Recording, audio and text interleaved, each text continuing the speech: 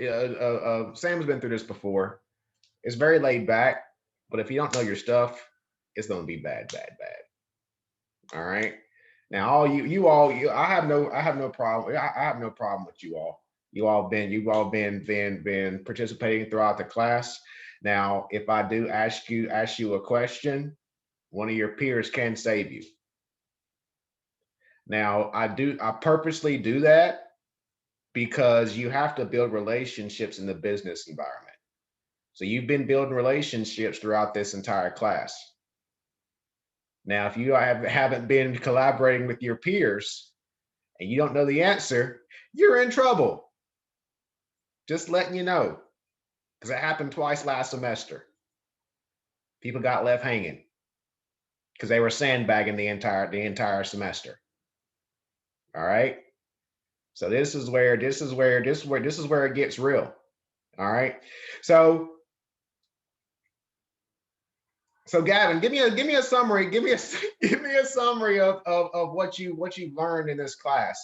What you learned in this class and how it's going to be beneficial within your future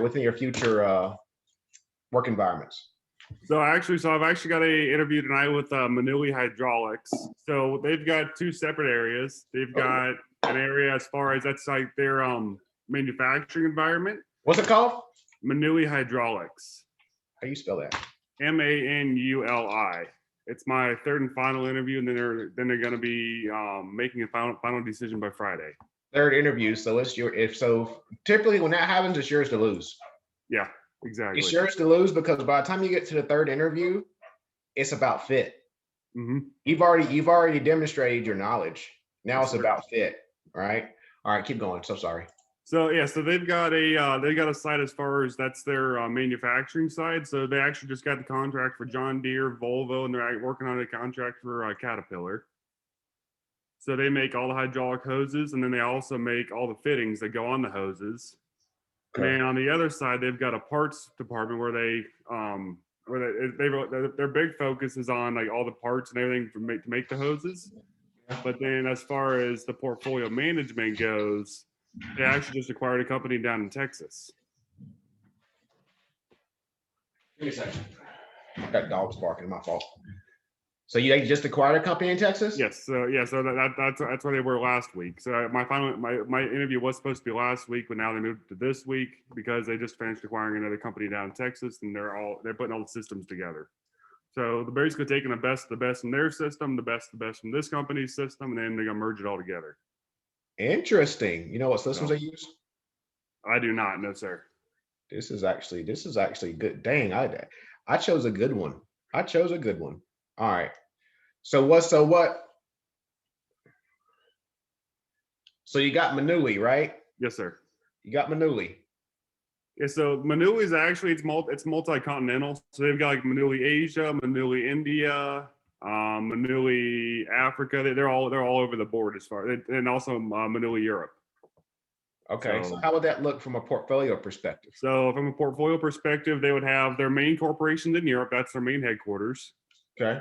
And then they're going to branch out into each of their regions. And then from each of the regions, they're going to have, like right now, they've got an operation out in Oregon, I think, and then they have the operation here in Cranberry.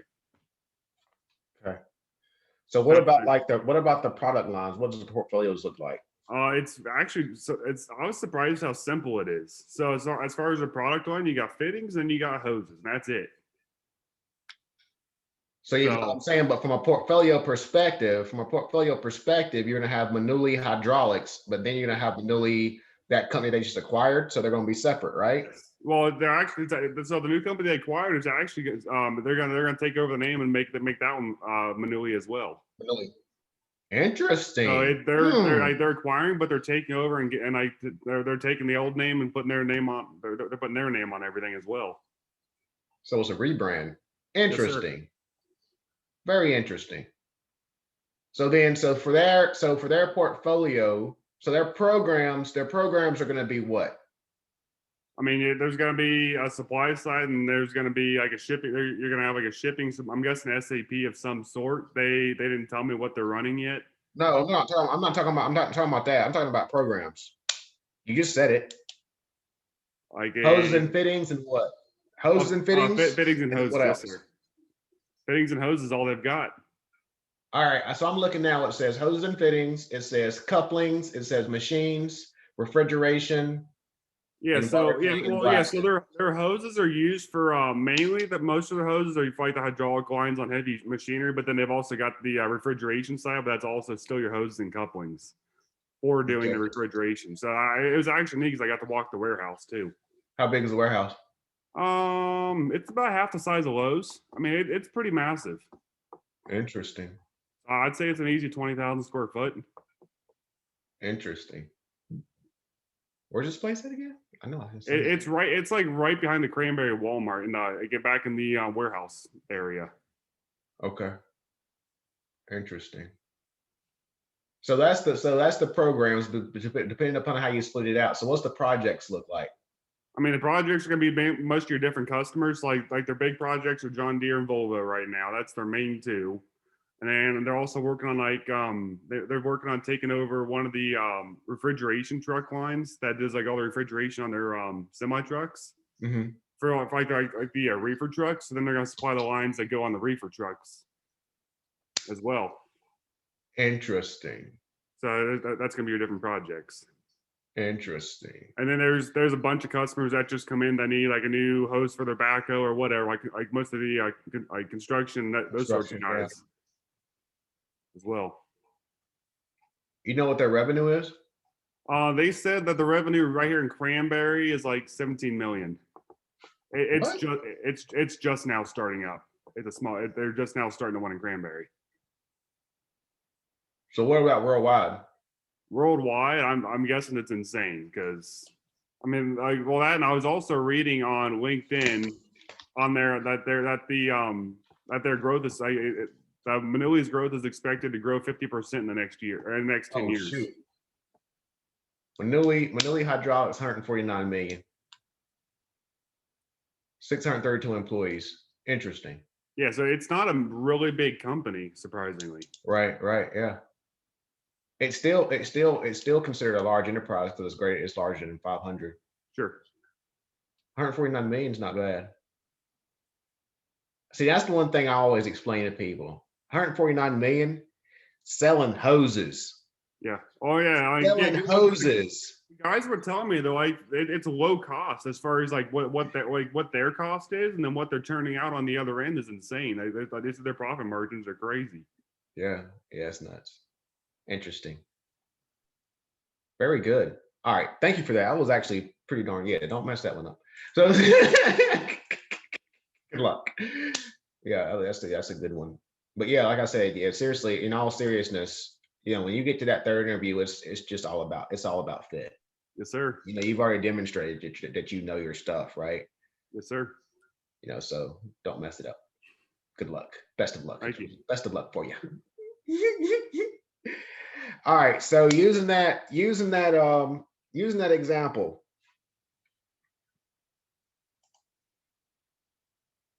Kenneth, so given that Manuli just acquired a company, what would the governance approach look like? They would see how much income that it would help by adding that company, and see if it fits in to their what is it called? To their values. Okay. Can you expand on that? I'm gonna need some help if anyone. I don't get. Who do you want to phone a friend? What friend do you want to phone? That friend can send it to voicemail. I'll call on Sam. Sam. All right. So repeat the question again, because I'm trying to figure it out. I can't repeat it, sir. I'm sorry. Okay. Well, okay. All right. No, So I'm just kidding. So given that they just acquired a company, right? What does that governance structure look like? What is that approach in terms of governance and ensuring that newly acquired organization is a good fit? Yeah, so I think it kind of stems down from their core values, like Kenneth was saying. So if they have like some sort of commitment to sustainability, if they're going to be, if the company that they acquired has certain suppliers, they need to be in compliance with carbon emissions or fair wages. Given I can't remember what Gavin said the scale was, but I'd imagine they're doing business internationally. Mhm. Yeah, they so have to look in- it's actually across most continents as well. So Mhm. they're Yeah. Europe, Asia, India. That's the big couple that they're in right now. Yeah, Excellent. so I would say essentially they have their rule set that they play by, and that has kind of governed them so far. When they're acquiring this company, I'd imagine they've already looked into how decent of a fit it's going to be, but there's probably going to be some changes in terms of everybody operating under the same principle. Mhm. Excellent. Is that all? Is that all you have? Yeah, I think so. All right. Fair enough. Anyone else have anything to add on that? I mean, I guess the only other thing to look at is going to be like your value added when it comes to that. I mean, it's a matter of what that company can do for Manui, and then like the value added strategy that they're going to be looking at as well. All right. So going to that. Let's back up a bit. I'm actually feeling really good about how this whole thing started. This is amazing. But but before Manuli acquired this new organization, what do you think the process was? What do you think the evaluation process was in order for them to reach this agreement? Janelle, what do you think?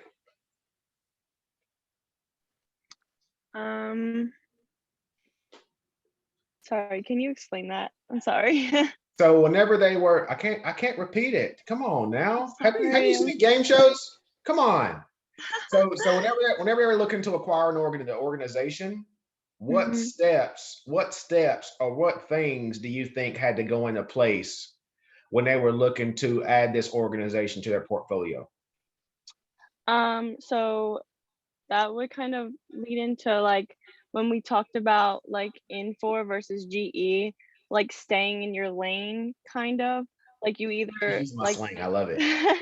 like you either like branch out and like go into a bunch of different industries, or you can stay in like the one industry. So if like his company wanted to like take on I don't know, like screws or something like that, like does that fit in well with what their mission and values are to the company? Mhm. So you have to take, and you also have to take on risk, like how risky is it for your company, like your risk appetite, like how, like is this gonna, if this fails, how is this gonna affect our company like really badly where we could like burn, or will it just be like a little step back in our company type of thing? Mhm. Excellent. Does anyone else have anything to add? Gavin, so this was a hose company they acquired? Yeah, so it's basically like it's like a slightly larger version of what the Manuli is that's right here in Granbury. So the Okay. revenue of this company is 23 million. Okay. It's based down in Texas. I don't know what the name of it is. Well, you I've don't, not like that's heard of fine. them yet, but Very interesting. This is interesting. All right. So anyone else have anything else to add on that? I can add something. I would say that when you're looking at a different company to acquire, you also you're competing in a certain market, and then the company that you're going to acquire is also competing in a certain market. And if you're branching out, you need to consider the competitors of that company. And if there's like really stiff competition, maybe it isn't the perfect time to merge right now because merging and consolidating is like a big task to take on, and you might lose market share during that process. Good point. Do you think, let me think, let me see how I can pose this question without giving you the answer.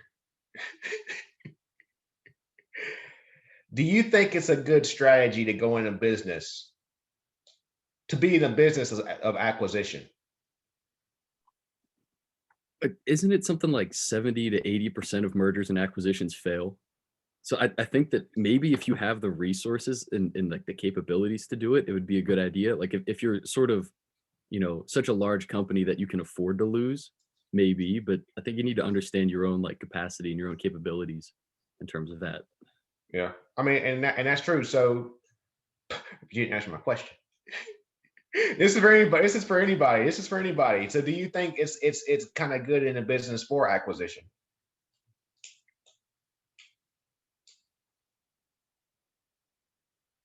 There's no right or wrong answer. This is just an opinion. Sam gave his. Sam said. Sam said. So so Sam, you're saying no because there's a large percentage that fail. I think I don't know. It's a very. I think it's a specifically tailored to your organization. I think within like the small business market, it makes a lot of sense. But when you Mhm. get so large that you might hit a point of like diminishing returns. So I think like two small Ooh. businesses might Ooh. be able to merge, and they're going to be obviously better than the sum of their parts. But once you reach in a certain economies of scale, it might be better to just start something from scratch. Yeah. So actually, as a side note to that, so Lowe's, where I'm currently working, I'm probably gonna stay there part time. But the big thing as far as Lowe's goes, they actually just bought Stainmaster carpet brand. Oh, So really? so that way they're able to increase their profits on their flooring installs as well. So Stainmaster makes vinyl as well as carpet. So that covers two of your basic, that's two of our top sellers when it comes to flooring goes. And I'm selling over $180,000 a month right now in flooring, just for installs. That's not even just including the product. So I mean it's Stainmaster. Because like Stainmaster was like private label to Lowe's, right? Or no, they no just so sold a bunch Stain, of well, it. so Stainmaster it used to be that you could like go like online and just order straight from Stainmaster as well. Yeah. And then so now actually Lowe's just bought out Stainmaster last week. Interesting. But Lowe's owns Valspar, right? Or no? Yeah, yes they do. Okay, I so believe so. they bought out Valspar for the most part, right? Yes. Okay, Yep. got it. Excellent. So I asked that question because Unilever just acquired Own It like 2 days ago. Own It, if if you're like in the health industry and things like that, lifestyle, Own It. They're big in the nootropics, like the brain stuff and everything. I know a lot of people who used to take that stuff. They're Own It, the Own It brands. So I think Joe Rogan, he's like a big spokesperson for Own It. He probably pay him millions of dollars to talk about Own It. But yeah, so they just got acquired by Unilever. So we talk a lot about Unilever, and Unilever is one of those massive companies that just acquires people left and right. So Infor, like I said, I keep talking about Infor. Infor acquired people left and right. So what I was trying to get at, and I think that Sam kind of alluded to it, is that it just depends on the organization's strategy. And going back to that one company, Truck, I know I briefly talked about it, but Truck Hero, they acquire companies to pretty much create a market, a monopoly in that aftermarket truck parts industry. They have every single massive aftermarket truck parts, they own it, right? So, and if someone tries to come and compete, they're going to buy them. It's a big. How can you build $1 billion truck aftermarket parts company? They did through acquisition, right? So it depends on the organization strategy, right? And I think that's very important, in my opinion. So going back to all right. So Catherine, what if you did your due diligence? Oh, somebody's late. Oh, he's gonna get the next question. What if somebody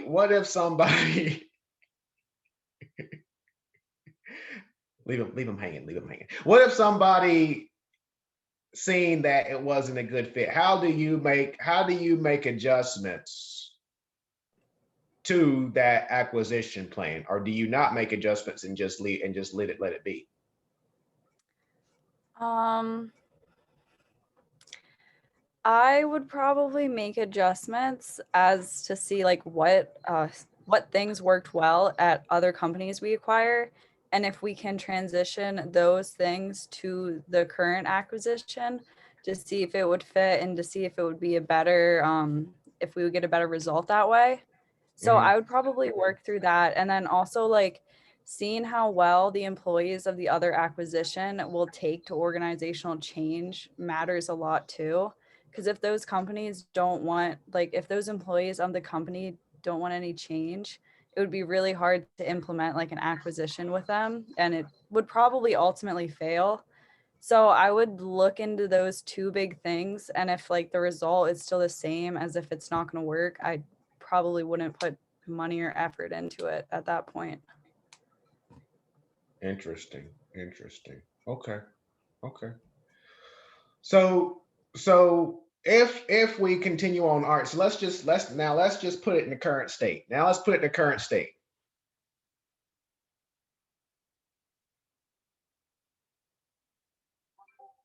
Jared, give Blade a summary of what we're talking about. You don't know where I'm going with this. All right. I don't know where I'm going with this. It's an international hydraulics company that makes hoses and fittings, and they're acquiring a company in Texas, I believe, and the original company's in Cranberry, and the company that they're acquiring does the same thing, and we're trying to determine if it's a good acquisition or not based on the information we have, I guess. Yeah, excellent, excellent. You know, I like it. I like it. So Blada, so we're going through. We're just doing we're doing a review. We're doing a review, and we're trying to assess. We're trying to assess a newly acquired company within the organization's portfolio. Okay, so we've just acquired this company. What will be the next steps to ensure a good fit for the organization, in your opinion? Sorry, you cut out a little bit. Sorry, I'm late. I was kind of dealing with some things. All But right. can you repeat what you said? I said, so Gavin's company, a company that Gavin's working with just acquired another company in Texas. So the leadership feels that it was a good fit to integrate this organization within our portfolio, right? But given that, you know, everything, all the lawyers have agreed to everything, the deal was done. What do you think the next step is going to be from an organizational perspective, from a transition perspective, to ensure a smooth conversion from a standalone organization to being a company that's a part of a larger conglomerate, if you will? Okay. I feel like they could probably kind of integrate them in phases. Like phase one being just like they come like they're still its own entity, but like they still follow some of the guidelines of this different company in terms of just like they're kind of like rule book, their ethic codes, blah, etc. And then like phase two can kind of look into like fully, like not fully integrated, but like kind of just like bringing it up to speed in terms of like trying to make sure they kind of adopt the culture of like the current organization that's been applied. That's and then probably like third phase would probably just like fully integration, like culture wise, guidelines in terms of how they have to like report, like in terms of reporting, kind of just like that structural, where they Yep. kind of just like, yeah, everybody's within the same organization, same culture and everything. What was the phase one again? What was the phase one again? Kind of like them operating as its own entity, its own separate, well, not own separate company, but like it's company, like the way they used to operate, but like slowly bringing them in Okay. terms of like educating them on the guidelines and some of like the culture, but like not fully trying to just bringing them in. Okay, interesting. I actually like that approach. I actually like that approach. Anyone else have anything to add to that? I mean, I guess the only other thing though is for like your final integration would be like looking at which systems work best for which company. I mean, considering that like for example, like the one in Texas is it's a larger revenue, so maybe there's something that they're doing better than the one right here in Cranberry, for example. It's a larger revenue, smaller operation, like less employees. No, it's a larger revenue, but it's also a larger operation. Okay. So the one in Texas is, and then the one in Cranberry is smaller. But I mean, Manuli is bigger on a global scale. But the big Yeah. thing will be seeing like what that company's doing better as far as which operating systems they're using, and then looking at how to integrate both companies together, and then maybe taking the best from each company. Yeah. Yeah. So if like a certain like order, I hope you're taking notes so you can use in your interview. You need to thank everybody on here. Thank you, everybody. They're getting you this job. They're getting you this job right now. Just letting you know. You need to get a handful of Amazon gift cards and send them out. but I mean that's an excellent approach in that, and that's one thing we used to do all the time. That's one thing we did at Truck Hero. You know, where Truck Hero had these 20 companies, and we had to evaluate these systems for all 20 companies. You know, to see if the system we evaluate we're actually looking to acquire is a good fit for all 20 companies, not just headquarters, right? So that's an excellent thing. But also, you know, what you talked about from a process perspective, you know, you have to map out all the processes for both companies and see which processes are working well and which processes aren't working so well, right? So I know we're not talking about supply chain management, but that's one thing we do all the time. Just understand what the processes are, where the bottlenecks are, and then eliminate those bottlenecks, right? So that was an excellent point. Anyone else have anything else to add on that? That was a good point.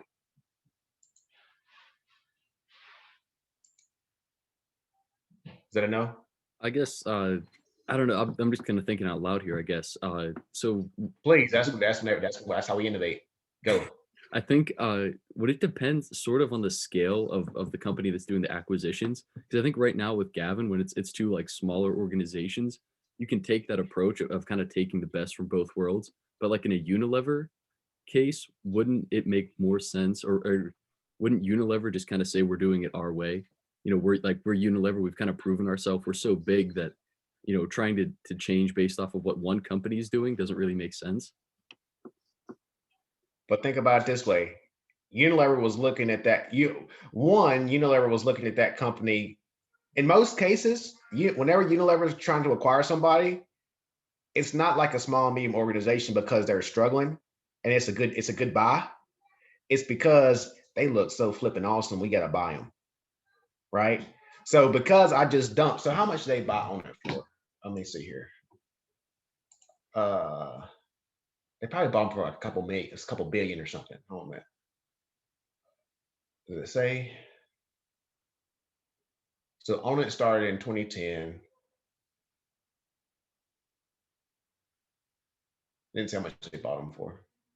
But I'm saying I'm pretty sure they bought them for over $1 billion, right? So if I just dropped $1 billion in this organization, they're doing something right, right? So I'm going to lay out all their processes and see if there's some secret sauce. There's got to be a secret sauce somewhere. So if you look at all these industries are highly competitive. And if you have On It to be a big brand like that, who pretty much rose above all these other competitors in that industry, they're doing something, right? So I'm going to actually acquire that company, and I'm digging in to say what that something is.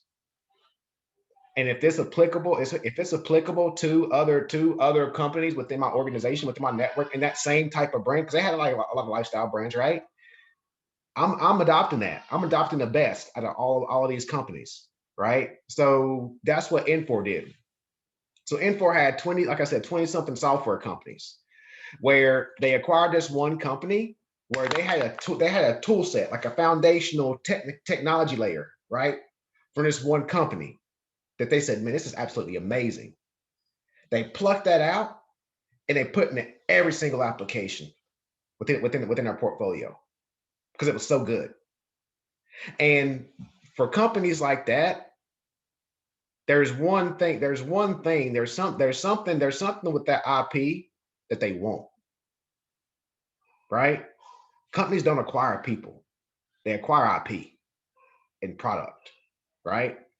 So there's some IP, which is probably the product, right? In On It's case, but in a technology company, it's like a patent or something.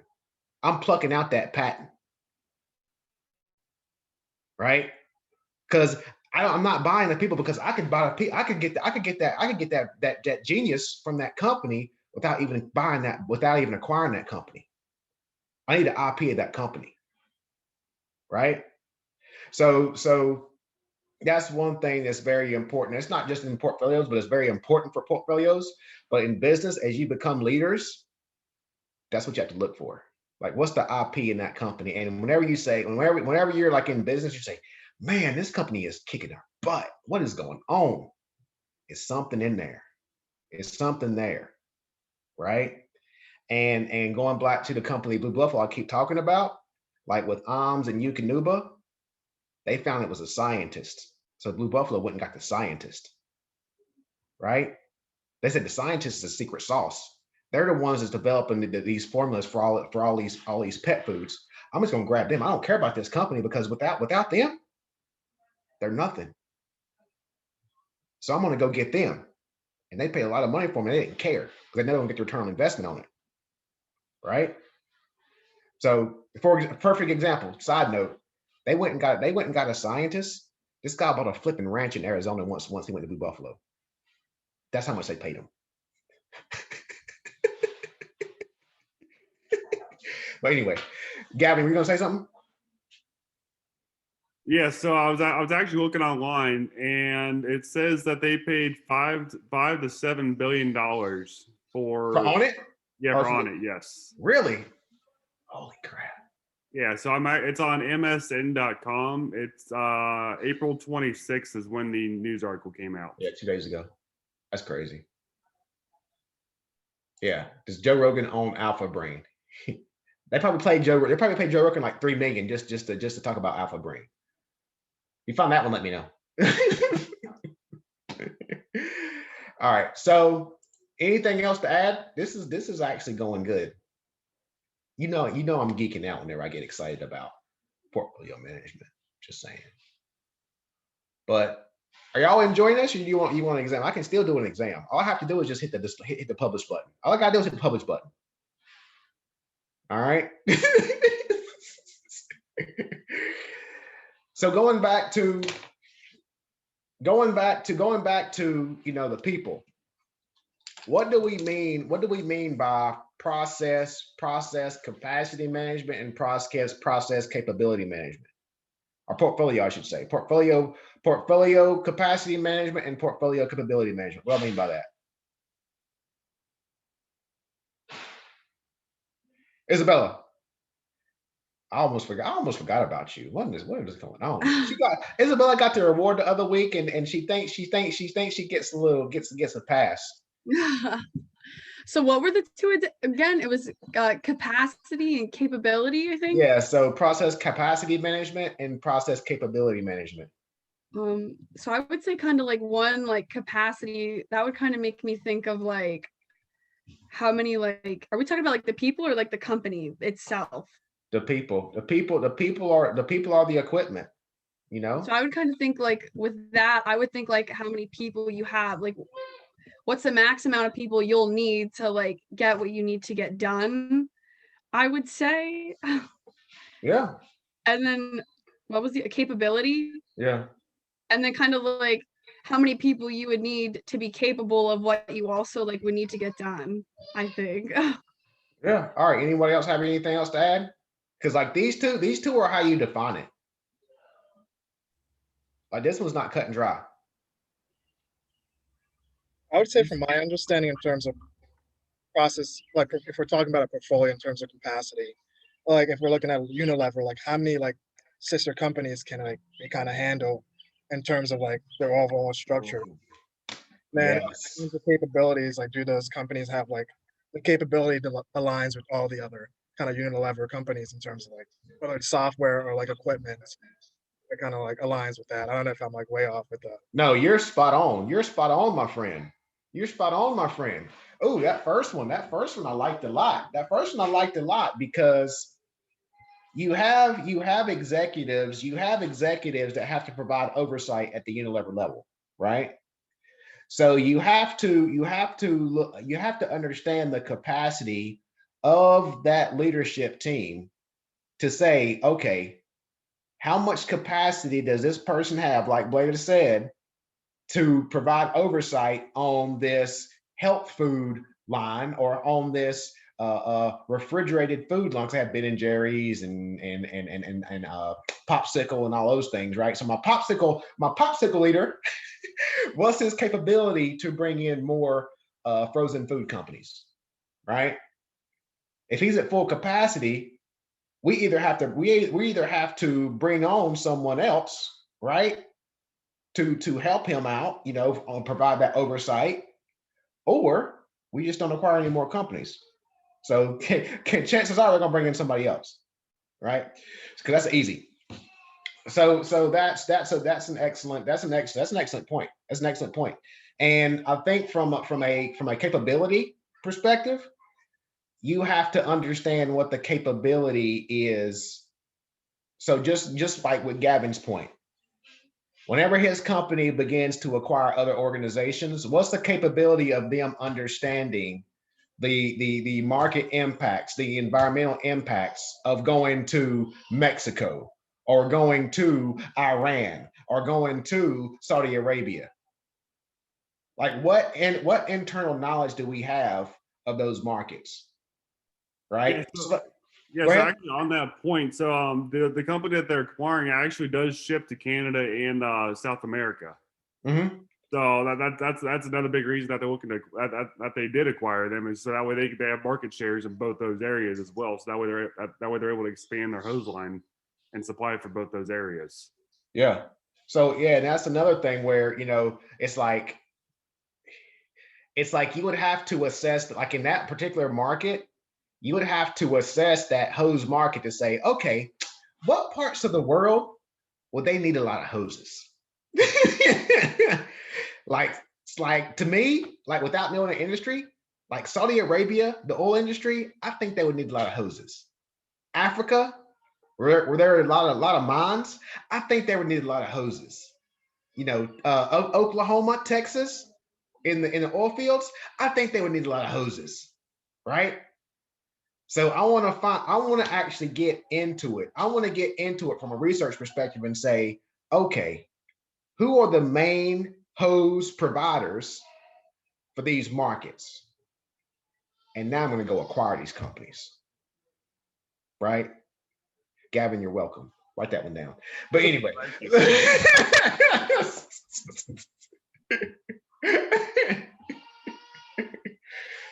All right, so going back to Gavin's example, right? All right, it's time to snitch. Who haven't I called on yet? It's time to tell on everybody. I think I got everybody. I just want to make sure. I think I got everybody, right? Of course you aren't going to tell on anybody. Somebody just text me in the chat if I hadn't called on anybody. Look, you don't have a chat in here. All right, so all right. This is amazing. But anyway, so who are the stakeholders? So in Gavin's example, who are the stakeholders in this company, in Manuli Hydraulics, Manuli Hoses? Who are the stakeholders? I would say like, well, the stakeholders are anybody who really has like stake in a project or a company. So like the executive group, like the leaders and the managers, I would say customers are also stakeholders, and even like the suppliers and vendors of like the company, they could be a stakeholder too, because they would be affected if the company like went down, or even if their revenues increased, they'd be affected either way. So it's Mhm. really anybody that gets affected when the company changes. Mm-hmm. Excellent. Anyone else have anything else to add? Nope. Good, because I don't think there's anything else to add. All right, so in terms of risk management, what are the risks in this example? What are the risks before the acquisition of this organization, and what are going to be the risk afterward? Anybody? So, Go ahead, Gavin. No, I mean, like the Keystone Pipeline getting shut down. I mean, and that's a decent sized risk. So I mean, that's going to slow down some of the construction, like especially with the oil pipeline. So that's gonna like slow down a lot of like machinery and those sorts of things. So they're not going to be supplying hoses to all those machines that we're going to be made for the pipeline. Mhm. Another question I wanted to ask before we get to Sam. Another question I wanted. Did they mention like, because of the housing market's going absolutely crazy the last couple months, did they mention like the housing market had a positive impact on their business? Nothing. Nope, not at all. I would think, wouldn't you think so? I don't know the industry. I mean, do you? I'm guessing. I mean, yeah, because it'd be with your excavators and backhoes now. Right, They've all right. got hydraulic hoses, bulldozers, and I mean, it's crazy out here in Cranberry. I mean, there's houses going up on every single corner, on every single like weird lot on a hill. Like they can be like a mountainside, and they're putting a house on it right now. Yeah, yeah. Because I just got a thing yesterday. Like, so like I said, we moved here like a month and a half ago, and they're saying the house they're going up 30,000-40,000 bucks. 30,000-40,000 bucks. We close August. Same exact house, same exact lot, 40,000 bucks higher, and people are buying it. It's nuts. It's nuts. So yeah. So I think that yeah, that might be a question I would ask anyway. So Sam, were you going to say something? Yeah, I was gonna say, but like you were talking about the risks before and the risk after. I think Yeah. you kind of need to assess like the opportunity cost of not merging. So like before Ooh. you merge, you kind of need to look at like, you know, what's the cost if we do merge and we do acquire this company, and what are the potential risks if you know as far as losing money goes, but what's also the risk of not merging and losing that market share or losing the additional like capacities and capabilities that we were saying. Like, you know, Gavin was saying that they ship from Canada to Mexico. Acquiring that company, now you have, you know, international logistics. So what's the price of not gaining that? You know, that's just an example, I guess. That was a master's level answer. Holy crap. Dang. That was nice. That was good. That was very good. All right. Anything else have anything? Anybody else have anything to add?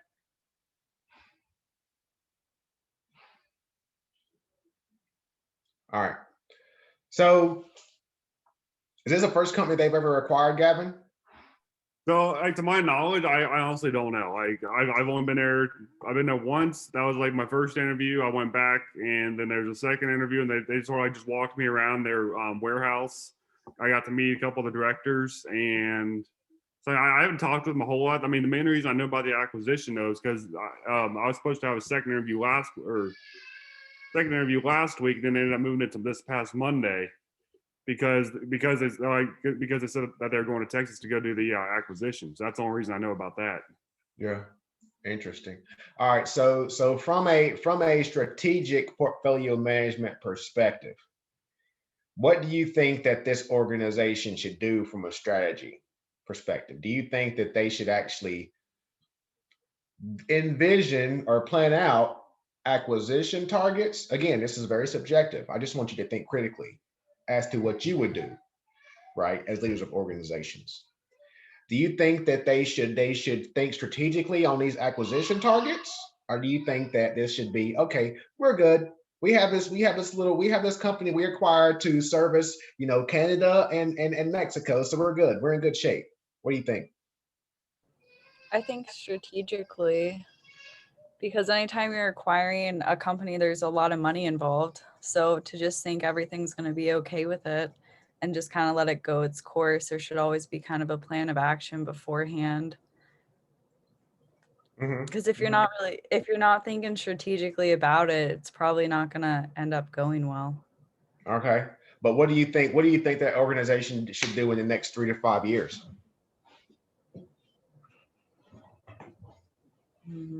She's like, I didn't know you were gonna ask me another question. I was just here to answer. I'm just here to answer. What is this about?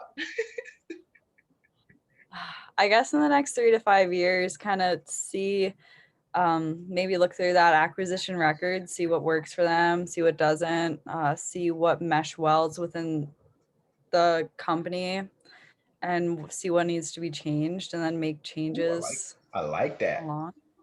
I do. That's good. That's good because you know you have to you know do a lessons learned assessment for any kind of large investment like this, any kind of change like this. You know, to reflect back on what worked, like Catherine said, what worked, what didn't work. You know, how to make adjustments, and then what we should and shouldn't do the next time we look to acquire an organization, right? You know, so that's an excellent. Anyone else have any thoughts on that? I'll say they should be focused on the scalability of what they can do. I think just building. What do you mean by that? I don't know what that means. What do you mean by that? So building off of the logistics example, like they can obviously ship within North America, right? Internationally there, but Mhm. are they going to be able, can they scale their existing processes or improve them enough to where they can ship to Europe or ship to Africa or over to China? I think like obviously the company they acquired didn't start out, just shipping internationally. They obviously built up to that point somewhere. So you could look at that process and how they sort of implemented that project and then maybe try to scale up from there and see what worked and what needs to be different and kind of use like a learned approach in that way. Mhm. Dang, that was a good answer too. Any Sam, oh y'all on fire today. I was not expecting this. Goodness gracious. All right. Anyone else have anything else to add? Gavin, were you gonna say something? Oh, let's see. In like 3 minutes, I'm gonna have to get going for my interview. All right. That's- Yeah, you can drop whenever you need to. Okay, sounds good. Go Thank ahead, you. go ahead and drop. Go ahead and drop now. You need to All get your mind right, please, sir. All right, Good luck. thank you. Fancy close time. Yeah. Good luck, man. Anyone else have anything else to add? So I would say like for the question you asked in the next 3 to 5 years, like what should they do? I think a good thing would be like plan out different scenarios, like so that they have a plan for like what if this company like isn't a good fit? What do we do? Like do we sell it or do we like force our like governing principles on them? Or like what if this company ends up like really good, like do we migrate their managing alignment to like our company type of thing? Like you always have to have a plan for like what's next. So I think like different scenarios and different ways that the company could go, they should have a plan for it. Okay. Excellent. Yeah, and going back into that,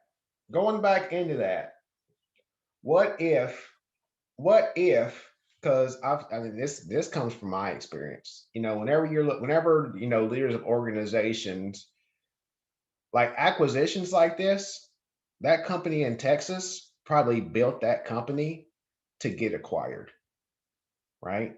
They built it up, they want that paycheck, and they want to get out, right? So they're going to be on their best behavior during this. Hey,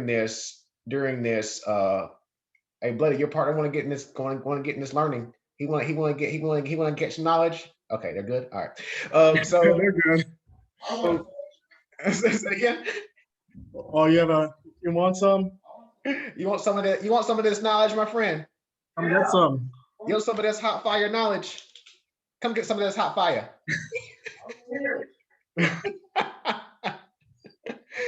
What's going on, my man? Let me hear some. You ready to take this exam? I got a question for you. Where you work? All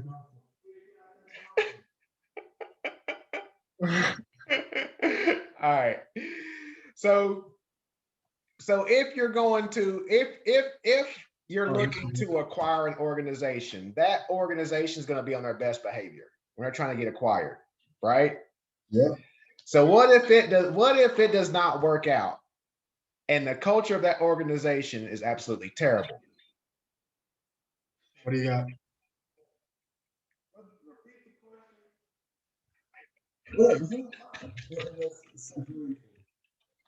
Dude, Somebody save him. Somebody save him. got anything for you, dog? Bring it back. Anybody? Did anybody get my question? Can you repeat it? Yes. So if you're looking to going back to Gavin's example. So Manuli was looking to acquire that company. That company was probably built $100 million company to get acquired, to get that paycheck and get out. Right? I deal with it all the time. So whenever Manuli came in and did their due diligence, did their research, that company's going to be on their best behavior. So then once Manuli actually acquires that company and they see that it's an absolute mess, what do you think you should do? Or first question. Second question, how do you mitigate that?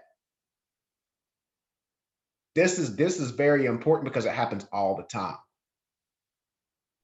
I could say mitigating. I think that's where the importance of like an agile project management like perspective comes in, because that's going to focus on communication and really engaging with your stakeholders, which is going to be the company you're acquiring.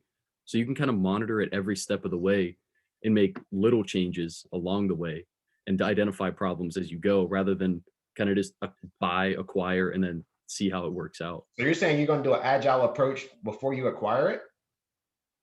Well, I guess you'd come up with that plan after you acquire it. Maybe I misunderstood the question. Well, all right. So let me back up. Let me back up. Because I did ask the question backward, to be honest. I did ask the question backward. How do you mitigate? What steps do you take to ensure that there is a true cultural fit within your organization before you acquire it? I guess you could evaluate your own culture and make sure that everything's kind of sound, and that Ooh, if there are any weak links within your own system, then those obviously aren't going to translate very well. Like maybe you could survive with it, but it's not going to survive when you merge. that's a good point. That's one thing I didn't think about. Man, Sam, you're on fire today, my friend. Goodness gracious. But yeah, I mean that's a good one, because like this would be, because yes, it should be a continuous process to evaluate your culture and see where you can make adjustments. So it's kind of like, okay, before I peel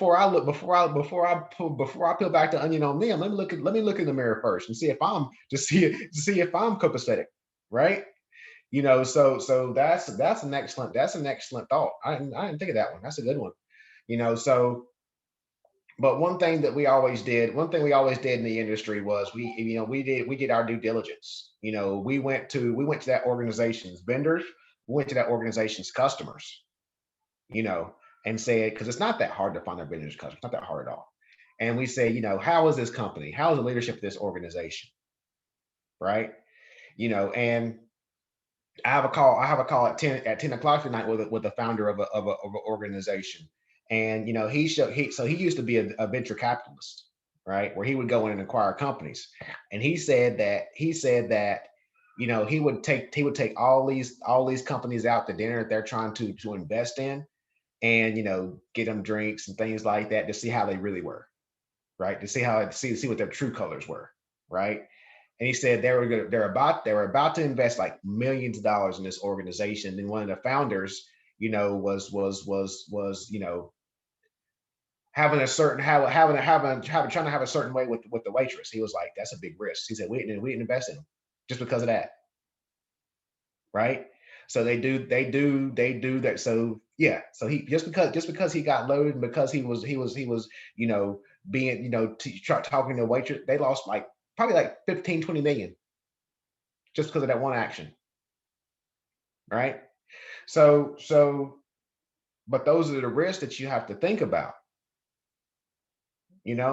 and I've been a part of that. Whenever I was working with small and medium organizations, I was working with the organization in a gray market, where they were distributing medication to hospitals and things like that. They were getting like hot medications that nobody could get. And this guy, he was like in his early 30s. He had an office full of like 20-year-old college students, right? And it was an absolute mess, right? It was bad. And I think like 4 years later they shut down. FDA got them, shut them down. So you have those. So if they were trying to get acquired, because he was trying to get acquired too, he was trying to get a paycheck. So that's and I mention this because people get caught like that all the time. They get caught in bad deals all the time. So that's one thing from a risk management perspective that's very important. You have to do your research, you have to do your due diligence and things like that. And like if you look behind the scenes on like Shark Tank and things like that, there's a few deals that went bad. But you don't hear about that. You don't hear about that on TV now, do you? No, you don't. Right? Because those people, they have to do their due diligence. I mean, you're going on a Shark Tank and you're pitching for like 2 seconds, 2 minutes, 3 minutes. You're not going to be able to do all your research in that amount of time. So yeah, there's been some of those. If you do your research, you'll see some of those were pretty bad. Some of those were pretty bad. But any other thoughts on anything we talked about? We pretty much went through the entire class in 1 hour. Now, part two, just kidding. So seriously, that was good. I'm not even gonna waste your, I'm not even gonna waste your time. I'm not even gonna waste your time trying to ask about other stuff because that was solid. That was solid. Y'all killed it. Y'all killed it. Yeah, so yeah, I mean, I got like 120 students. That's why I'm so behind on grades. But y'all don't have anything to worry about. I'll tell you that much. Y'all don't have anything to worry about because like y'all participated. You did your work. You turned your assignments in. You know, really didn't have that many assignments to turn in, to be honest. So, but that's because y'all participated in class, right? And whenever you participate, and we can actually talk about things, that you can relate to and that you remember. That's what it's all about. Because you're not gonna remember an exam y'all are gonna take next week, but y'all probably remember some of these things that we talked about today. Some of these things. I hope Jared remembers some of this stuff in the next 30 minutes because he received some gems.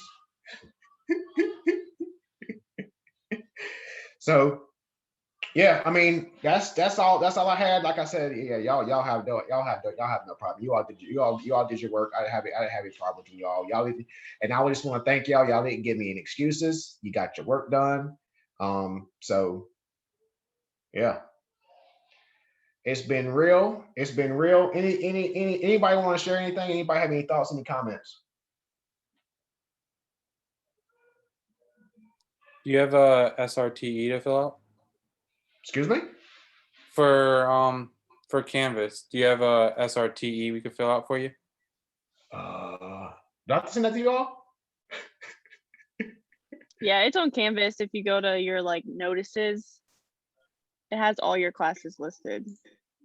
Uh, And yours is on there too. At Management 415 is on there.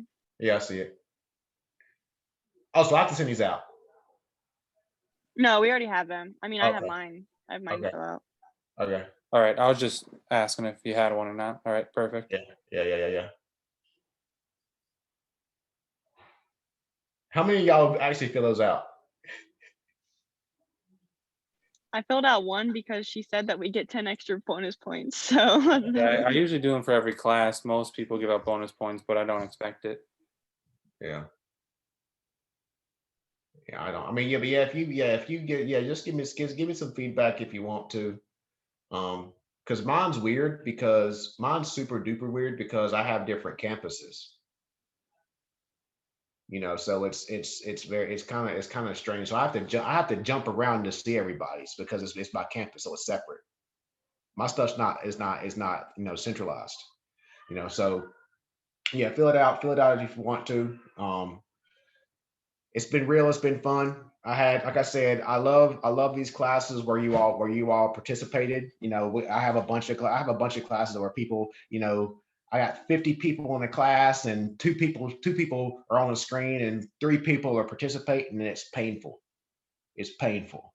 You know, all of you, you know, you participated. Like I said, you've all been good sports. I know I gave Catherine a lot of the stress, a lot of pain, a lot of joking around throughout the entire semester. So thank you for being a good sport. You know, thank you for being a good sport. It makes it fun. You know, so I hope you all learned a little bit. Hope you all learned some nuggets. Hope you all have some takeaways. And yeah, just connect with me on LinkedIn if you want to continue on. Yeah, all you all, if you need any kind of letter of recommendation. I don't give out recommendations often, but yeah, if y'all need anything, just to reach out to me. I'll write a letter of recommendation for you if you need it. If you're looking for an internship, if you're looking for a job, reach out to me. Right? I'm not being cocky. I'm not being conceited, but I got people reaching out to me almost weekly saying, Justin, we need people. Right? I think I told you all about General Dynamics. General Dynamics said they need somebody in 2 weeks. I sent them 3 names, not a single student reached out to them. That's a shame. That's a flipping shame. My thing is, what the hell are you in here for? General Dynamics they're giving you a job. They're giving you a job. You can't even return a call. That's crazy. That's crazy. I wish somebody would give me a job in undergrad.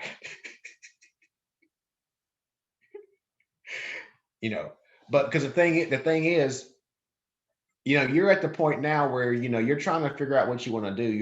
And you need that experience. You need that real life experience.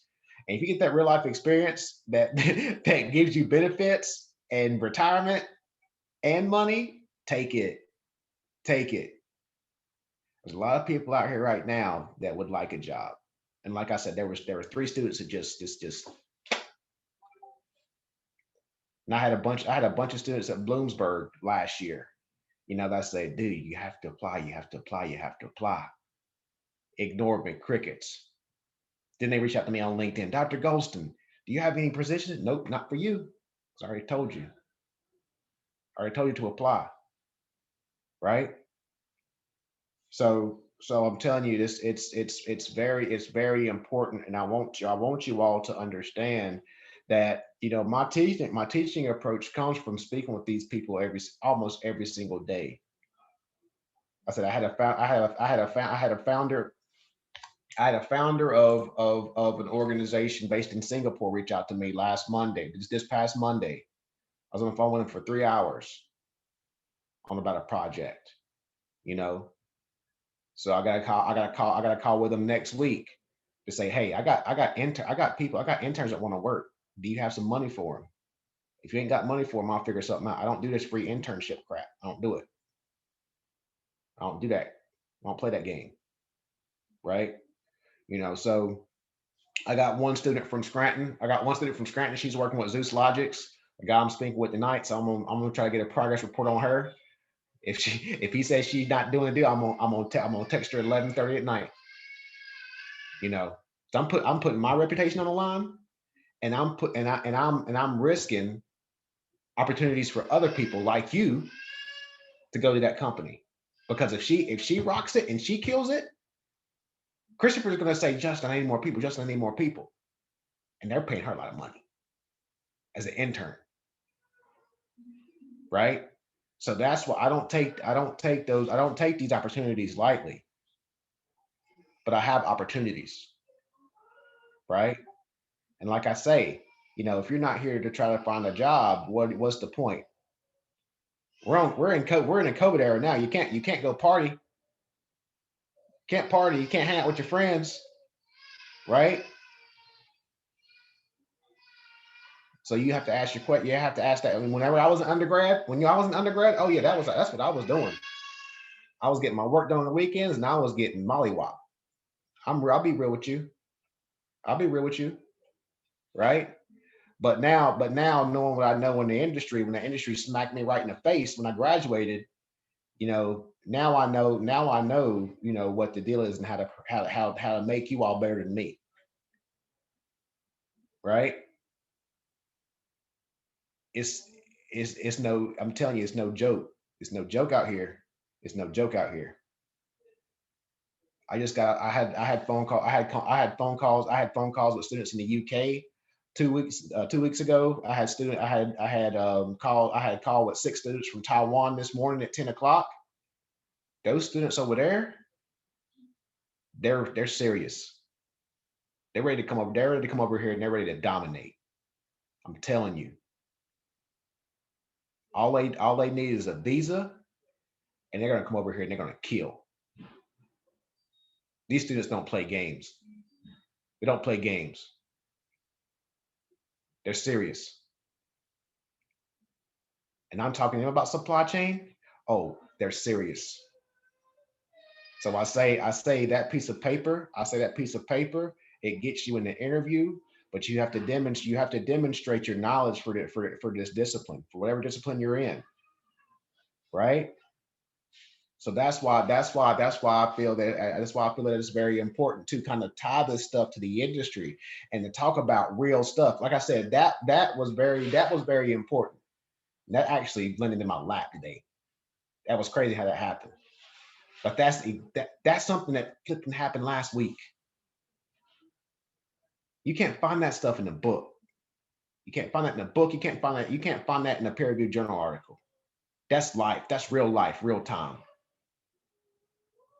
And that's my argument. I say, you find another class, you find another professional that's that deep in the industry, that understands it like that, right? So, like I said, I know I go off on tangents and everything, but this is what I'm passionate about. Because, like I said, these organizations are reaching out to me all the time, right? And like I said, I build absolute monsters. And I'm getting that. I just told somebody else today, a doctoral student. I say, I got a gaggle of unicorns right now in the stable, ready to be released on this one project I'm working on. It's gonna be crazy. Nobody's ever seen anything like this before. Right? But there's people from all, like I said, I got people from UK. I got a call with Oxford next week. Oxford. I had a call with India at 12:30 this morning. These kids don't play. So I would say that you need to find, what industry you want to work in, what niche you want to work in, and you be the best at it. You have that mindset that I want to be the best at it. Right? That's all I'm gonna say. Spin Real. If you have any questions, reach out to me. Reach out to me on LinkedIn. Connect with me on LinkedIn. That's gonna be the best. Yes, you have my email. If you got my phone number. My phone number's on in the class. Text me anytime. Isabella, text Maggie. Catherine. I already text me. did. Okay. She respond to you? No, not yet. Okay.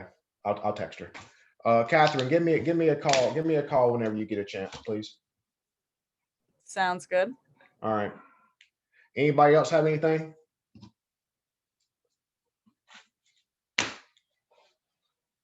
All right. Bloody, you got one more semester, right?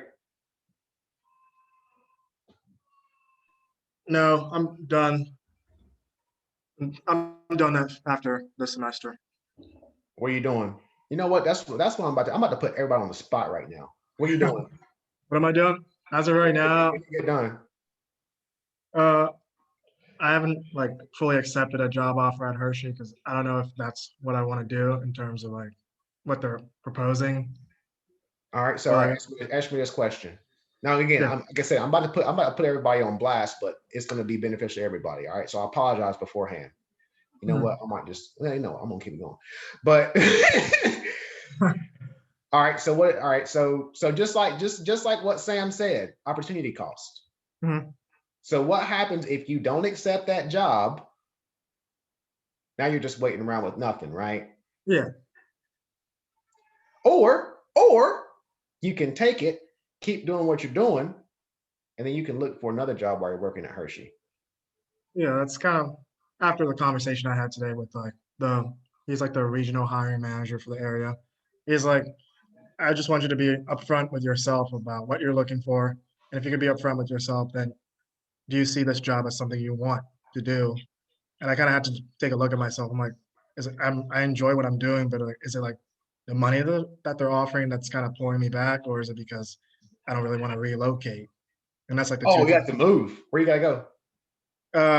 I don't know. I have to kind of choose my three areas. I don't know. That's what they kind of told me. It's like most interns that live around like the Hershey district area, they end up sending them to a different area in order for them to like kind of get a different perspective in different markets. Because like most of us just understand like in terms of like the Walmarts and all this area, we kind of understand what goes on in this area. They want you to understand a different area and kind of gain knowledge of like different demographic in different areas, kind of like But shop. that's beneficial though. That's beneficial though. You have to get out of your comfort zone. It took me a long time to realize that too, to be honest. Right? Yeah, that's kind of what he told me. Yeah, that's kind of what he told me. He's like, you got to get out of your comfort zone. Like, I know it's not like ideal for somebody that just graduated college just to move out, but like, if you're able to like get that growth and knowledge, you're gonna come back a different person and ready to tear it up once you're back at the home company. Yeah. So like, I think I kind of like accepted it that I'm gonna end up taking the job anyway. But Is like, it like is it like a kind of like a management trainee program, like a rotational type?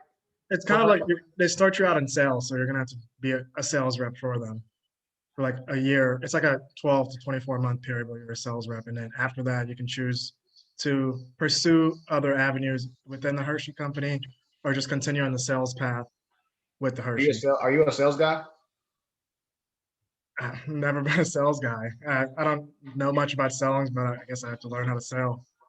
Yeah, I don't like sales either. I wouldn't have liked that. Like if I was an undergrad, I'd have been like, no, that's not happening.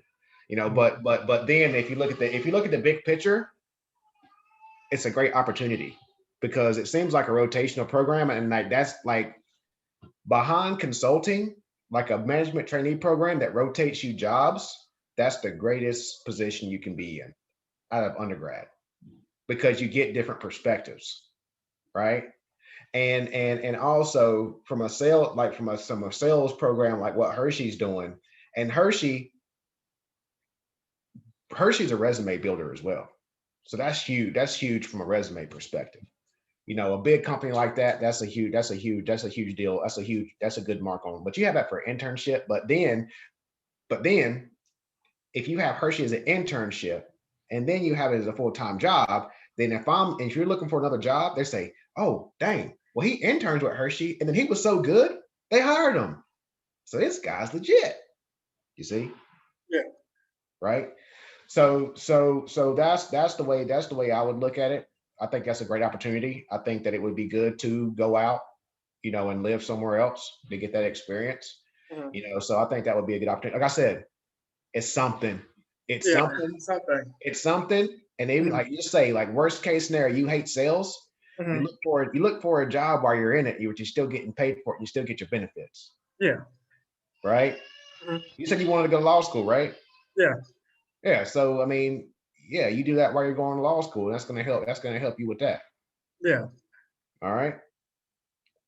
That help. That help. Yeah, that helped. Like especially today, that's why I came late because I was kind of discussing with them in terms of like what I want to do in the future. And we kind of just had a conversation, had lunch, and it went pretty well. And I think I had to reach out tomorrow to the lady that does the hiring to just kind of set up a date for like a proper interview. Okay. Yeah. Like I said, think about it. That'll be a good. You know, hopefully you know that by now. If I would have said, you could tell. All right. Anything else? No, that's everything. All right. Catherine. So I accepted a full-time position at Enterprise as a management trainee for when I See, let's go. graduate. Yeah. You graduate in a couple weeks? Yeah. All right. Yeah, congrats. Thank Yeah. you. So enterprise is like I said, that's one of my top ones for that management trainee program. That was Yeah, that's kind of what everyone's been telling me. Like, you don't have to stay with Enterprise for a while, but more like a lot of companies will hire you if they know that you've been through their management trainee program. So that's kind of just what I'm doing. Yeah, that's a huge opportunity. Huge opportunity. I don't have anything else for you on that one. That's good. That's excellent. Congratulations. That's huge. Thank you. Because you intern with them, right? Yeah, I've been interning with them for the past couple of months. Okay. Excellent. All right. So yeah, you don't have to worry. You don't have to text me. That's what I was going to ask you about. Anyway, but we can catch up if you want to, but completely optional. Because I was going to ask you about another opportunity. Janelle, what you got? So I accepted a full-time job offer with Grimm Engineering, where I'm working now. So May 24th, I'll be starting full-time. Hopefully only working there for like 5 years because I want to relocate to Charlotte. And then Did you my tell me goal about is Charlotte? Did you tell me about Charlotte before? Did you tell me about that? yeah, before? I did. My goal is, this sounds weird, but I want to work for the Charlotte Hornets in their supply chain department. Wow, because you like Michael Jordan or something? That would be the only reason why you want to work for the Charlotte Hornets. I like the area and I really like basketball. So either that or I would move closer to like the Duke area. But yeah. Oh, you're a Dookie? Oh, Yeah. See, you're lucky this is the last class. So this would not have been a good. This would not have been a good class if I knew that. So I'm hoping to do that within the next 10 years. Yeah, but there's a lot of opportunity. There's a lot of opportunity in what is going on here? There's a lot of opportunity within the Charlotte Raleigh area.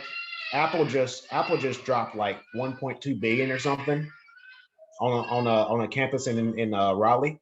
You know, so there's gonna be a bunch of Apple jobs coming into Raleigh. So that might be something for you all to look at. You know, because Apple's gonna start hiring in Raleigh here coming up. Yeah, because like Graham Engineering has like a 5-year pension plan that I don't have to even put any of my money in it. It's all through the owner. So if you work there, you'll get the pension after 5 years. So I want to stay there for at least 5 years and then see what happens so I can get the pension. Yeah.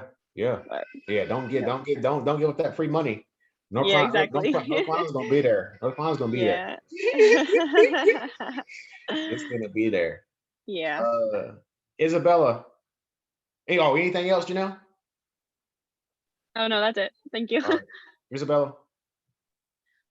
So I kind of was like offered to stay at my internship, but I kind of like turned that down because it is like an hour away and I wouldn't be making as much as I would at the job I have now. And I'm also considering going back to school for computing science. So I'm kind of just like back and forth on the fence with that.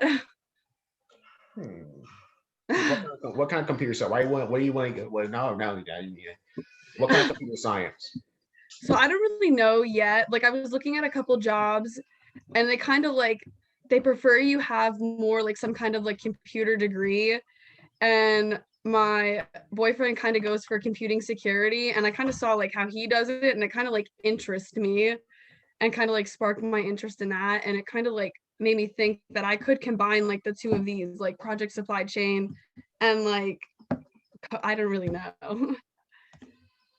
All right, send me a message later on that because I got a project going on. I got 2 projects going on exactly for that.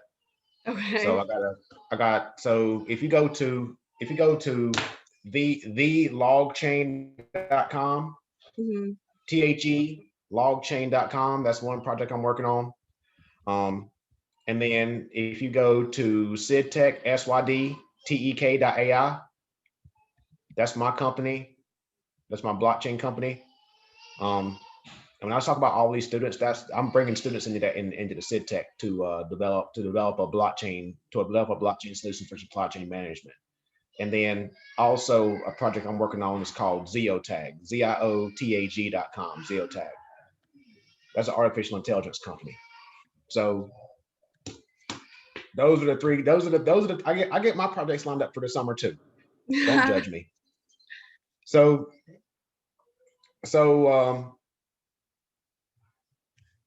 yeah, that's the projects I have going on during the summer. All those are have to do with computers. You know, AI. If you learn Python, you know, you can get into artificial intelligence.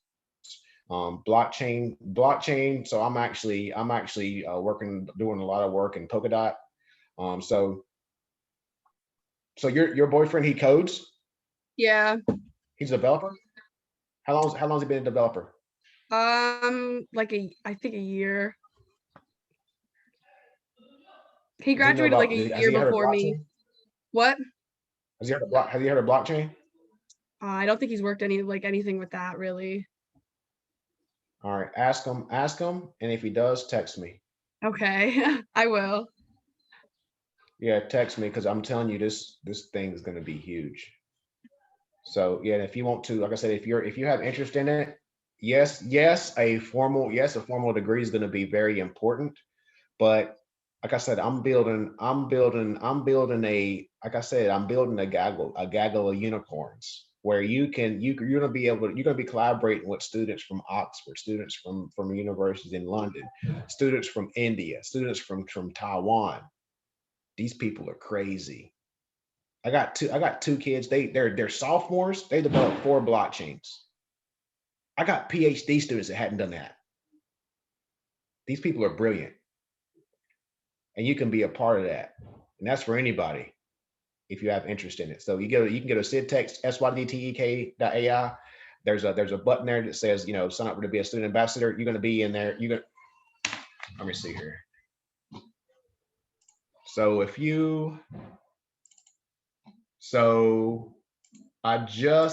me see here. You can see my screen, right? Let's see here. I don't know why my internet is so slow. It's crazy. This is terrible.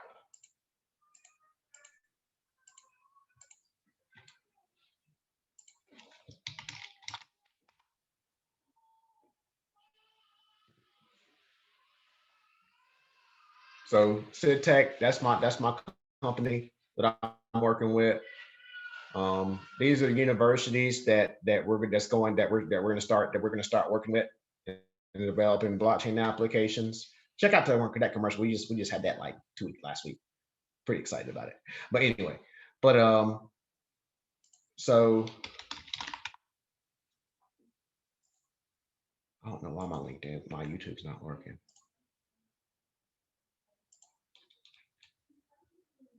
So I linked up with, and also, so go to LogChain. Where's LogChain? Oh, right here. So LogChain, this is one of the company. This is the one company I was telling you about. So I just had a conversation with them on Monday. I had a call with the founder. So I had a call with Andy. There's two Andys on this team. So I had a call with Andy yesterday or Monday. So I'm going to start working with these guys. So they're developing the blockchain within the supply chain industry. Also, if you want to, you can go to, I showed you on my website, right? So you can go to justingoldsmith.com and see all the stuff that I've been working on. There's a lot of stuff in there in terms of artificial intelligence, blockchain, supply chain management. I've been talking a lot about crypto lately because that's what I talk about. But anyway, but the main thing I did want to, if I can bring it up. So in terms of SydTech,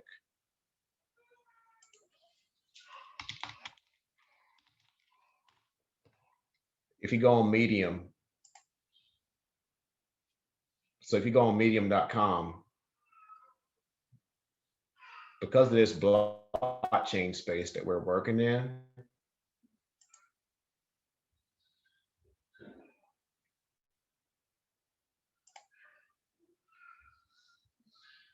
I've been speaking with a lot of these founders of these blockchain companies. So I did an interview with Ray Liu, which is the co-founder of BitCountry, and my partner Don Trail.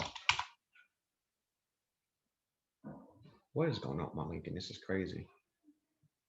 So the person that's helping me is working. I'm working with on SydTech.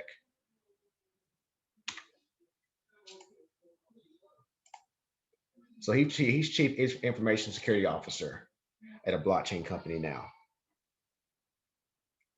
So he actually created a token for Turnio, right? So I worked with him to create SydTech. He's MIT. He went to grad school at MIT, and then we're actually also working with Arnell Millhouse. Arnell Millhouse he's at Brown, so he's big in the blockchain space. He's a Cardano guy. Cardano's another blockchain, but yeah, he's an entrepreneur in residence at Brown. So we work with him often. So we got students from Brown that's going to be working in this SydTech ecosystem.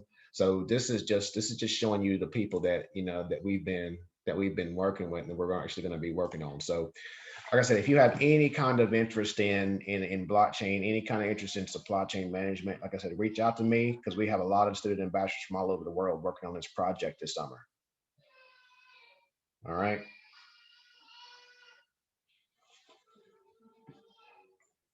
So yeah, Isabella, anything else? No, that's really it. All right, Sam. So I'm going to be working at Fastenal, like where I'm working right now. But I'm going to be moving into a bit of a different role, still in the same like on-site, like the vendor managed inventory. But I'm going to be doing a lot more of their supply chain, mostly like sourcing and procurement, just to kind of get our inventory straight. That's kind of like, you know, a 6-month project that I need to be working on right now.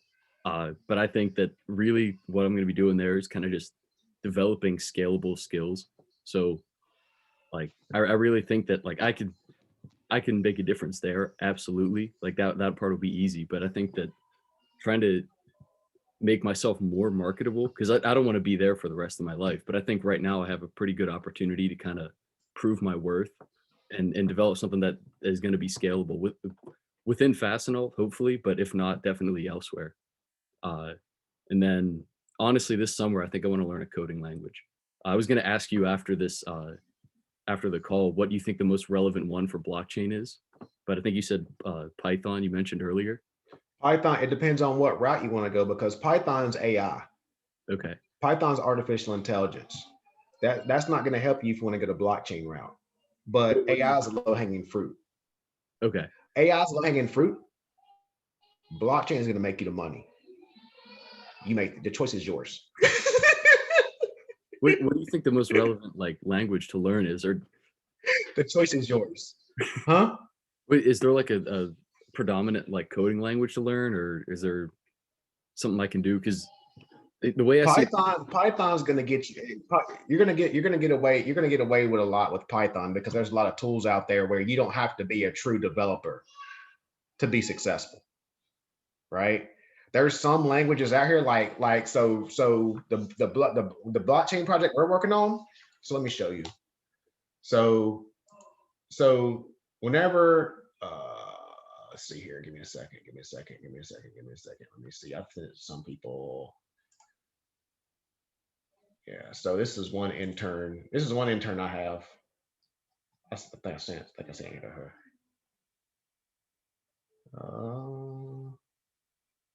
Yeah. Developer Academy. Boom. All right. So see, we've been handing out scholarships left and right the last 2 weeks. It's not the right one. Give me a second. Oh, Industry Connect. Where you at? So I'm trying to get to the there it is. So this Developer Academy is what we're sending a lot of people to. Actually, I sent one student from my supply chain class to this because he's a developer. So within Substrate, so Substrate's the framework for the Polkadot blockchain, right? And so this class is ran by the co-founder of Akala. And the reason why that's important is because Akala just got backed by Coinbase. If you've been watching the stock market the last 2 weeks, Coinbase just went public. yeah. What? And the founder of Coinbase is now like top 10. It's like one of the top 10 most richest people in the world once they went public. And they're back in Akala. Right? And you know what's even crazier? Let me see here. Let me see if it'll pop up. Come on. What's even crazier is that I can go on LinkedIn. What's even crazier is that where is he at? Where is Rutao?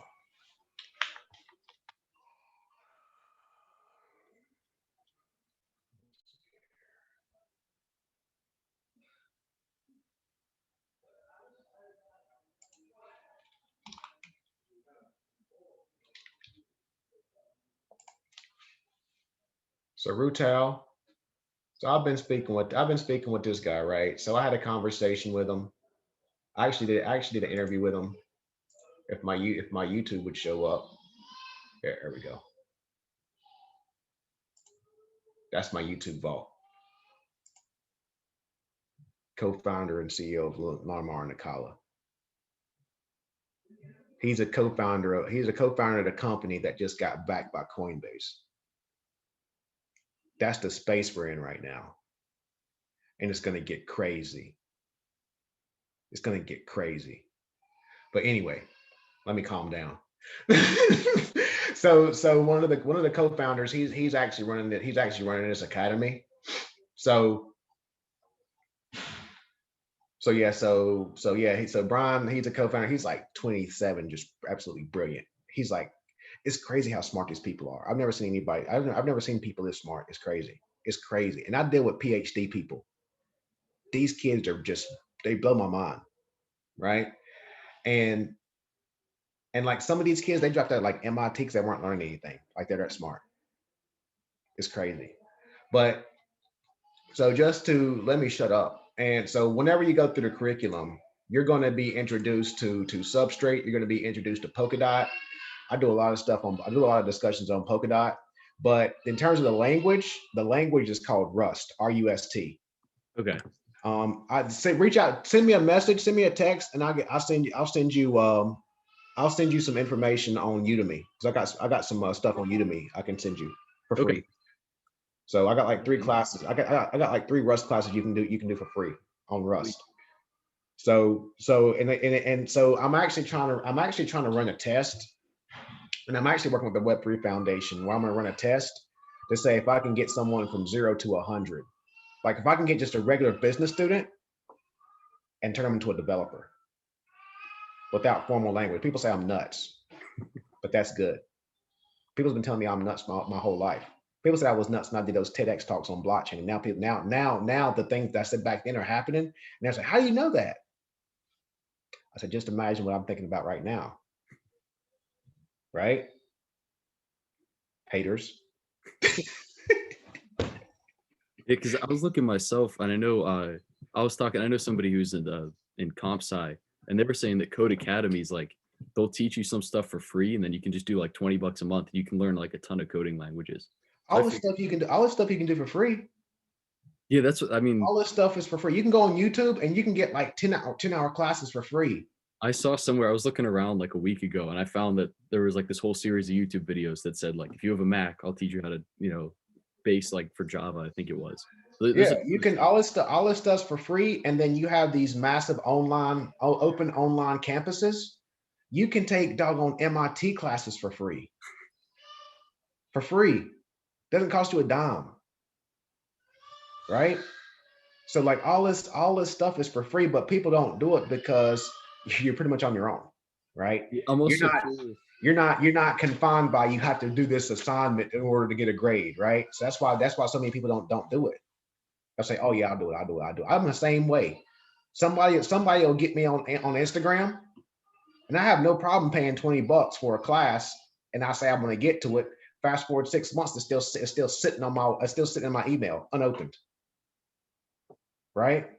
So that's what this is all about, And people like Gary Vee. I love Gary Vee, but Gary Vee trashes higher education because he says all this stuff is out there for free. He's right, but nobody finishes it because you're not accountable for it. Yeah, I'm also concerned about like the accreditation process. Like, how do you prove that you know it? I guess with coding, it's a bit different because you can kind of just like build something and run it. To be honest, so Don Trail, like I said, he's chief security officer, right? So he's dealing with, he gets people with masters. He says the biggest waste of money, the biggest money racket in higher education is a master's in cybersecurity. He says, I will take a hacker any day. He said, I'll take a hacker any day over someone with a computer science degree. Because he said they know where the vulnerabilities are, right? So I don't know what's going on with my daughter, but yeah, I mean, like some of these degrees, are just kind of crazy in a way, but it just depends on what discipline you're in, So yeah, computer science, I think that you need that structure. So like for Isabella's perspective, you need that structure. right? You can't just be, you can't just randomly be a hacker. Like if you've been in computers since you're 14, yeah, you can be like, and when I say hacker, it's just like when I say the definition, my definition of hacker is like you're self-taught, right? There's no structure, right? Not like a legal hacker. When I say hacker, you're just self-taught, right? So you're self-taught and like you have to figure it out. Like things don't work, I have to figure it out. That's a hacker, right? And like you find things and you say, oh, that's not how that's supposed to be. And then they expose it to like Microsoft and all those guys, and they get like 100,000. They'll find vulnerabilities in like Microsoft and Google and things like that. And because they found those exposures, Google and Microsoft pay them 100,000 easy. Because if someone else finds it, if a real criminal finds it, that can cost them millions. So they'll give them 100,000, no problem. Right? So yeah, I mean, I would say computer science, computer science is the most lucrative role of all time ever. No question. Especially now, no question. But you gotta be good. Because these people I'm dealing with, good gracious. So the founder of Ethereum, Vitalik. I know I'm completely off topic, right? So Vitalik, he might be the greatest programmer of all time. Dude's 27. Greatest programmer of all time. 27, worth billions. Billions with a B. He created Ethereum. Right? So if you want to make, and that's the goal of this company I'm trying to create. I'm trying to give you all the education and you all collaborate and you all create partners in this network and this ecosystem from people around the world, and you create the next Ethereum. Right? I'm not going to get in your way. And Rutao from Akala, he said one thing that was very important, where their goal is to create the infinite machine. And what he means by that is that they create the framework, they create the foundation with Akala, with this decentralized finance. And if they can't walk away in 2 years, that project's a failure. They want to walk away and let the network operate it. They want that network to be self-governing. That's what this Web3 movement's going to do. And that's why I talk about this. But again, let me see here. So TED.com.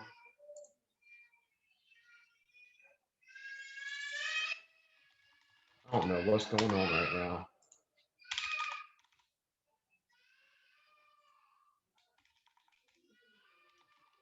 So you go to TED.com. Web 3.0. This is from 2019. Yeah, 2019, February 2019. I was talking about this, right? If I go to LinkedIn,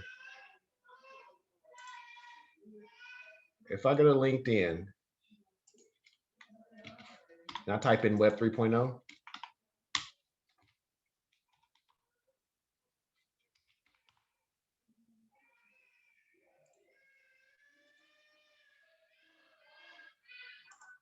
I just did a post. She needs to go to sleep. I type in Web 3.0. People are still talking about it. People are just now talking about it, thinking they're brilliant. I've been talking about this stuff for 2 years. Right? So like I said, now the stuff where people said I was nuts.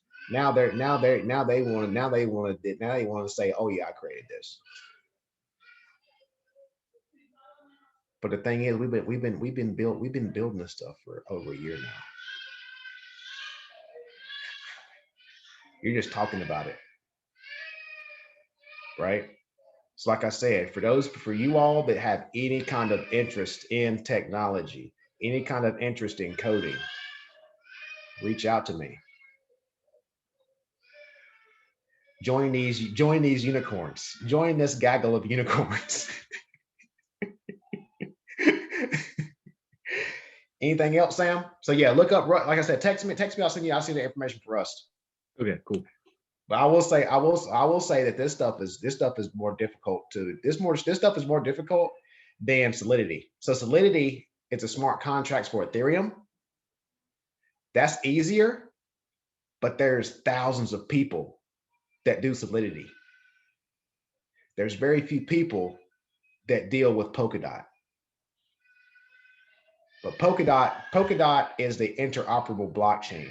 That's the blockchain that we're going to build a flipping ERP system on. Nobody's ever even thought about that because they say it's impossible. You know me, you can't tell me nothing's impossible, right? Even if, think about it, even if I don't get there and we get 50% there, now we're able to pluck this stuff out and sell it like smart contracts. And my vision is if you create, you get paid. Because that's what this Web3 movement is all about. It's all about decentralization. It's all about, the NFTs I talk about, non-fungible tokens, where the creators get paid in the smart contract where they get paid every time that piece of art is sold. That's what we're doing in business. So if you create a smart contract, every time that smart contract gets executed that you created, you get a piece every single time because it's built in a smart contract. The code is law. The code is law. And businesses can't stand it because they can't stop it. Right? But like I said, I'm getting deep. My fault. Is that it? All right, Jared. I'm currently interviewing with a company in Philadelphia that's called Adhesive Research. They make like anything that sticks to your body in like a medical setting, screen protectors, things like that for a procurement role. And that's like my furthest along offer I have right now. What they say they make adhesives? Yeah, they make like anything that sticks to you in like the medical field. Like they're called Adhesive Research. Oh, got you. Okay, So excellent. So that one's going well? yeah, that's where I'm looking to go. I think I'm just waiting on an offer. Oh, excellent. Congratulations on that. And then, sorry for taking so long. My apologies. Kenneth, what's the deal? What's the plan? I'm supposed to graduate this upcoming summer. I have 2 classes to take after this semester, and I'm trying to get an internship with Sanofi. Okay. Yeah, Where you gonna go next? my neighbor is like a big name there, and she got me an even higher up guy's name, and I've been emailing him. Okay. What are you gonna be doing there? The supply chain management. Excellent. Congrats. Thank you. All right. So we got everybody. Did I miss anybody?